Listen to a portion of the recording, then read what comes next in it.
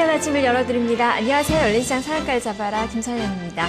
어제 우리 증시를 보면 상당히 의아해하셨던 분들 상당히 많으셨을 것 같은데요. 미증시가 많이 올랐고 경제지표도 개선이 됐는데 주가는 소폭 내리는 그 모습을 보여줬습니다. 글로벌 증시와는 여전히 디커플링한 그 모습이 나타나고 있는 그 구간입니다. 그래도 이 환율이 어느 정도 안정이 되고 그리고 수급 불안감 그리고 실적에 대한 불확실성이 많이 해소가 되면서 앞으로의 시장은 상승 흐름을 탈 것이다라는 전망들이 많이 나오고 있습니다. 중국의 경계부 기대감과 함께 우리 경기에 대한 그런 기대감들도 솔솔 나오면서 우상향의 방향을 이어갈 것이다라는 그런 전망들이 나오면서 이 디커플링의 해소에 대한 기대감들도 높아지고 있는 그 구간이 아닐까 싶은데요. 일단 기술적으로도 200일선의 지지를 좀 받고 있는 그 상황이고 위쪽으로는 2050선까지 열려 있다라는 증권가의 시각입니다. 어제 일단은 외국인 투자가들 8일 만에 소폭이지만 매수로 전환되는 모습을 보여주면서 매도세가 좀 둔화되려는 그런 움직임을 보여주고 있는 그 상황입니다. 자, 오늘 증시는 어떻게 반등을 기대해 볼 수 있을까요? 다만 오늘 새벽에 마감된 뉴욕 증시의 흐름이 좋지가 않습니다. 유럽 증시도 마찬가지입니다. 유로존 리스크가 다시 부각이 되면서 약세권의 모습을 보여줬는데 울고 싶은데 뺨 맞은 격으로 봐야 될지 아니면 오늘도 역시 미증시의 하락과 함께 우리 증시 같이 떨어지는 것이 아니라 디커플링한 그 모습을 보여줄지 전망을 좀 해보도록 하겠습니다. 먼저 해외 증시의 마감 결과부터 짚어보겠습니다. 김보성 기자입니다.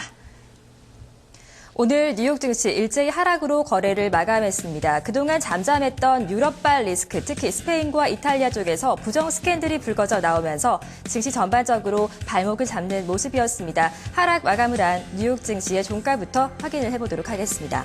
다우존스 지수 0.9%의 하락으로 13,880포인트의 거래가 마감됐습니다. S&P 500 지수가 1.1% 밀려나면서 1,500선을 하회하는 모습이 기록이 됐고요. 기술주 중심의 나스닥 지수 1.5%가 하락하면서 8,852포인트의 오늘 거래를 마감했습니다. 미국 시장에 전해진 이슈들을 한 가지씩 살펴보도록 하겠습니다. 먼저 스페인과 이탈리아발 정치적인 불확실성이 고개를 드는 모습이 전반적으로 형성이 됐습니다. 종목들 중에서는 월마트가 JP모간의 투자 의견 하향 소식에 1%대로 하락 마감을 하는 모습이었고요.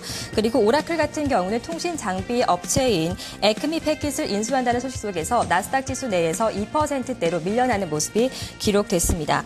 다우존스 지수의 하루 동안의 차트 등락부터 살펴보도록 하겠습니다. 장중 계속해서 하락권에서 부진하게 등락을 하는 모습이 나타났습니다. 1%대로 하락한 업종이 많았는데요. 금융주와 경기 민감주 그리고 기초소재 섹터가 나란히 1%가 넘게 밀려나는 모습이 기록됐습니다. 하락한 상위권의 종목들을 이어서 살펴보도록 하겠습니다. 트래블러스가 2.3%로 가장 크게 밀려났고요. 머크사와 뱅크 오브 아메리카가 1에서 2%대로 하락 마감하는 모습이었습니다. 앞서 마감한 유럽 증시 마찬가지로 이 같은 리스크의 발목을 잡히면서 크게는 3%대로 크게 밀려나는 모습이었습니다. 각국의 종가를 확인해 보겠습니다. 프랑스 CAC 지수가 3%가 밀려나면서 3,659포인트의 거래가 마감됐습니다. 독일의 닥스 지수 2.4%의 하락, 영국의 푸치백 지수 역시 1.5%가 밀려나면서 6,246포인트의 거래가 마감됐습니다. 유럽 시장의 이슈들을 한 가지씩 살펴보겠습니다. 우선 스페인 쪽에서는 집권당이 건설사로부터 불법 자금을 수수했다라는 보도가 나오면서 뒤숭숭한 분위기가 형성이 됐습니다.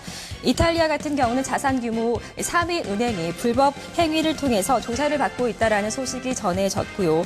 주요 종목들 가운데는 코메르스 방크라든지 크레딧 아그리콜과 같은 금융주가 전반적으로 약세를 기록하는 장이 펼쳐졌습니다. 프랑스 CAC 지수부터 자세한 흐름을 살펴보도록 하겠습니다. 3%대로 급락하는 흐름이 연출이 됐습니다. 장중의 차트의 움직임을 살펴보시면 장 후반으로 가면서 저점을 내려잡는 모습이 기록이 됐습니다. 하락한 상위권의 종목들의 대체로 금융주가 포진이 되어 있다는 것을 확인할 수가 있는데요. 크레딧 아그리콜이 5%대 낙폭을 기록했고 아래쪽으로 살펴보시면 BNP 파리바 역시 2%가 넘게 크게 밀려나는 모습이 기록됐습니다. BNP 파리바는 4.4%의 조정을 받으면서 오늘 거래가 마감됐습니다. 독일의 닥스 지수 2.5%의 조정을 받는 모습이었습니다. 업종별 흐름을 살펴봤을 때는 2에서 3%대의 강한 조정을 받은 업종들이 있었습니다. 특히 경기 민감주를 살펴보시면 3.5%가 밀려난 부진한 흐름이 기록됐고 기초 소재 섹터 역시 2.8% 크게 조정받는 모습이 나타났습니다. 역시 하락 상위권의 종목들을 좀 살펴보도록 하겠습니다.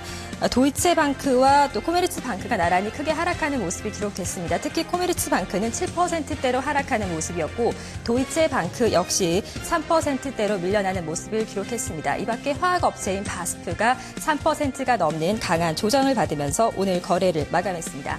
영국의 푸츠백 지수가 1.5%가 밀려났습니다. 마찬가지로 업종별 등락을 살펴보면 전체적으로 모든 업종이 하락한 가운데 금융주가 2%대의 큰 낙폭을 기록했음을 알 수 있고 주요 종목들이 대체로 부진한 모습을 기록했습니다.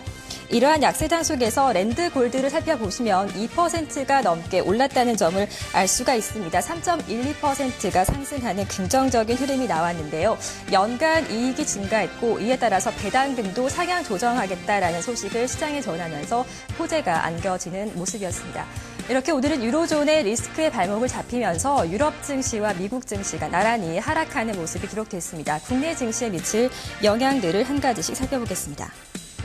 긍정적인 재료로는 미국의 12월의 공장 주문이 발표가 됐습니다. 11월보다 1.8% 증가를 한 것으로 나타났는데요. 다만 시장의 기존 전망에는 미치지 못했다는 점은 아쉬움으로 남았습니다.